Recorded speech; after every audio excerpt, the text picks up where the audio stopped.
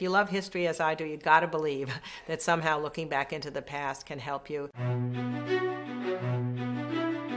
There are lessons to be learned from the way FDR approached that first inaugural of his. You can learn from the mistakes that were made, JFK's mistakes at the Bay of Pigs, what went wrong. When you look back at Lyndon Johnson and how incredibly masterful he was with the Congress, and certainly from Lincoln, there's so much to learn from his temperament, his emotional strengths, and his political skills. Doris Kearns Goodwin is a world-renowned historian and an expert on presidential politics. To see the turnout and the crowd, to see this many people respond, to get to come to see someone of Ms. Goodwin's caliber that came to Chattanooga, and it gives me great hope we'll see more of that. Her most recent book is entitled Team of Rivals: The Political Genius of Abraham Lincoln.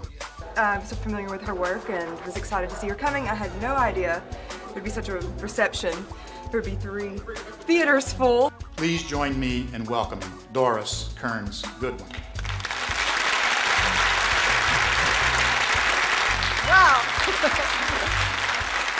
What a great, great pleasure to be with you today in light of the historic event that will be taking place a week from now, to talk to you about the leadership style of a great historic president, this man that I have lived with for the last 10 years of my life, waking up with him every morning, thinking about him every night when I went to bed, Abraham Lincoln. This man who created the most unusual team in presidential history, comprised of his chief rivals, each one of whom was better educated, more experienced, more celebrated, each one of whom thought he should have been president instead of Abraham Lincoln. A less confident man might have surrounded himself with personal supporters who would not have questioned his authority. When he was asked, "Why are you doing this?" he said, "It's very simple. The country is in peril. These are the strongest and most able men in the country. I need them by my side." But perhaps my old friend Lyndon Johnson might have put it in less noble language. Better to have your enemies inside the tent pissing out than outside the tent pissing in. So what were the leadership qualities that enabled Lincoln to bring this extraordinary team together to save the Union, win the war, and end slavery? I think that to some extent there are natural gifts that make people better leaders than others. The willingness to listen to other people, perhaps an outgoingness that allows you to care and a curiosity about other people's lives. So that to some extent, some of it is inborn. But yes, I do like to think that you can learn. To begin with, it's so often been said that one of the best indicators of later leadership success is the ability to motivate oneself in the face of frustration, to withstand adversity and come through trials of fire. Ernest Hemingway once said, "The world breaks everyone, but afterward many are strong in the broken places." How true that was for Lincoln. If ambition is simply for the office or the power or the celebrity, then it can be a troubling thing, because then that possibility of your sacrificing something that you believe in to get to the next rung is much greater.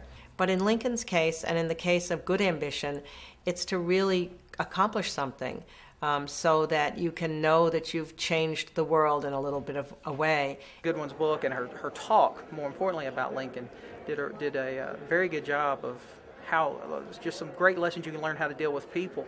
We always have to learn from our past in order to look to our future, and so I think history is important, and Lincoln certainly is an important part of our history as Americans, and I think she's spot on. I think she is. Your generation seems to have become more active than any generation really since the time when I was young in the 1960s.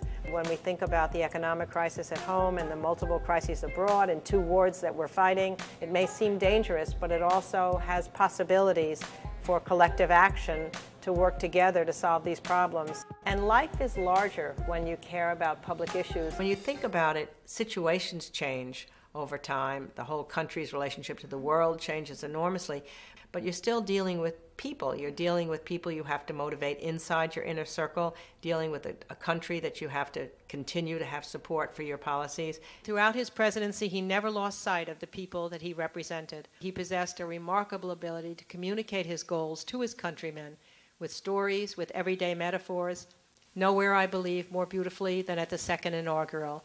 Here, the North is finally on the eve of winning this long, terrible war, and yet no triumphal message does he deliver.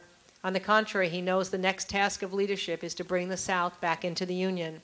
So the theme of the inaugural was that the sin of slavery was shared by both sides, he said. Both sides prayed to the same God, and as a result, he then ended with all the words we remember, with malice toward none and charity for all, let us bind up the nation's wounds. Well, it was only 6 weeks later that his life would come to an end. I was thrilled to find an interview with the great Russian writer Leo Tolstoy, in which Tolstoy told of a trip to a very remote area of the Caucasus where there were a group of wild barbarians who had never left this part of Russia. They asked him to tell stories of the great men of history.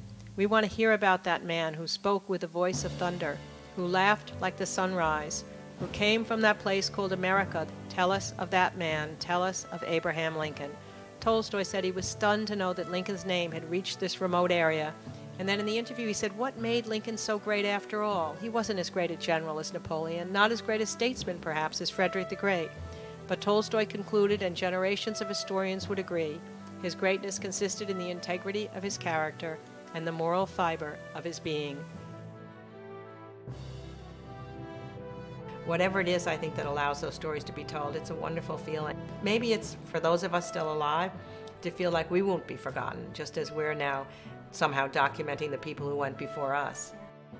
In the end, I shall always be grateful for this curious love of history, allowing me to spend a lifetime looking back into the past, allowing me to believe that the private people we have loved and lost in our families, and the public figures we have respected in history, just as Abraham Lincoln wanted to believe, really can live on, so long as we pledge to tell and to retell the stories of their lives. Thank you so much for letting me do that with you tonight.